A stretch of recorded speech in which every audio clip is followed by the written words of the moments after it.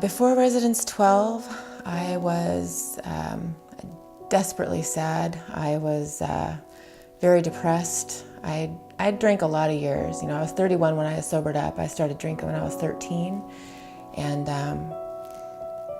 I had been unengaged with my life just about that whole time. You know, I didn't know how to live consciously. I didn't know how to interface with people, have relationships that were meaningful. I didn't know how to be a good daughter, a good sister, a good friend, a good partner.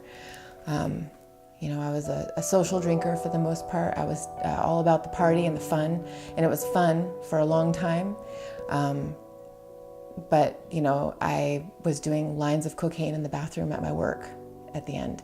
And, you know, a suicide attempt is a buzzkill, and people don't have fun with you anymore when they know what alcohol does to you. And when I started to get depressed, and depression runs in my family, so it wasn't a news flash, and I ended up really, really depressed. I got fired from my job, and I tried to commit suicide one more time. You know, the first time I tried to commit suicide, I was 16, and the last time I tried to commit suicide, I was 31. And when I was 31, it was severe enough. I was hospitalized for a week, and Residence 12 was the last house on the block for me.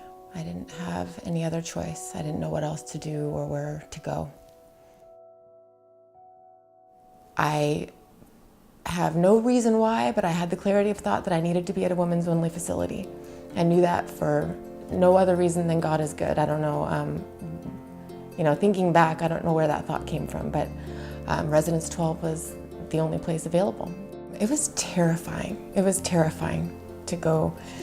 You know, I had my pillowcase and my bag of alcohol-free toiletries, and you know, I was scared, is what the bottom line was, because it was something new and different.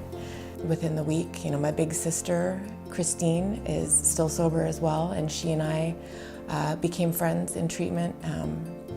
My roommates, I had 3 roommates, and it was comfortable almost immediately because of that common thread. You know, we could feel it. I don't think any of us understood it, but we could feel that we were all in the same boat and we were all trying to do the same thing. And that was to become productive members, you know, of society once again, you know, because we had all come to this place where we weren't anymore. The day that I checked out was scary because I had felt so safe at Residence 12. There was, you know, a definite sense of peace and freedom being, you know, for lack of a better word, locked up in a facility.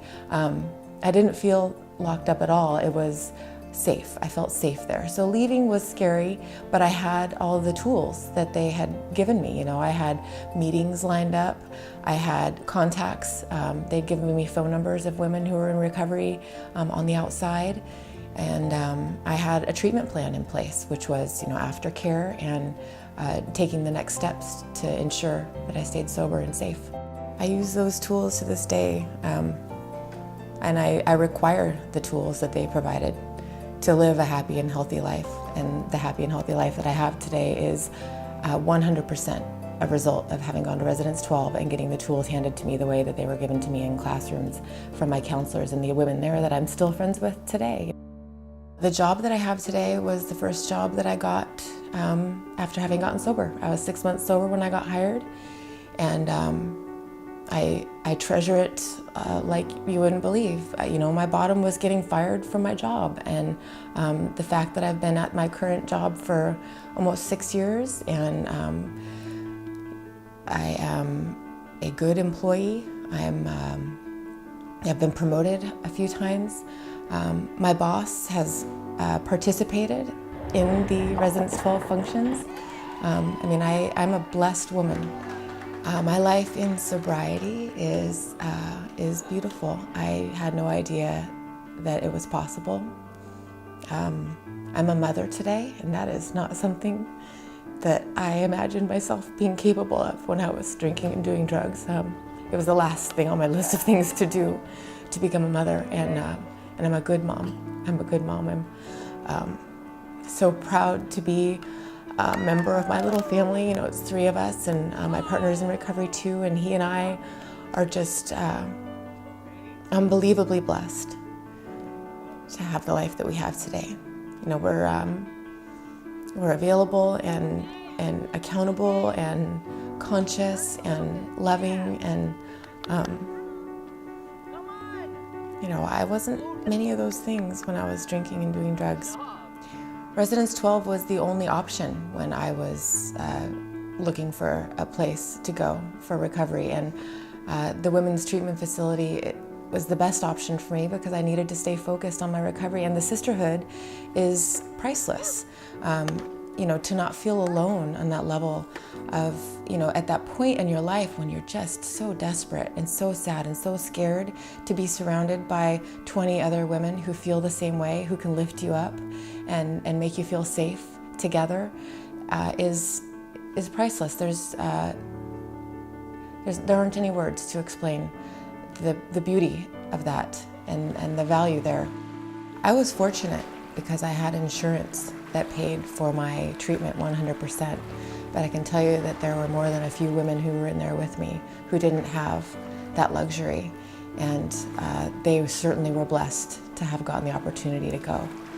I take all the suggestions that were given to me when I started Residence 12, and now I have a home group, and I work with other alcoholics. I have a few sponsees. A few of them are, one of them is 17, there's one who is 23, you know, these young women, and it's really exciting because I know what's possible. That's the gift that Residence 12 has given me, is to be able to blaze a path for other women to do the same thing. And that is to stay sober and to lead a healthy, beautiful life.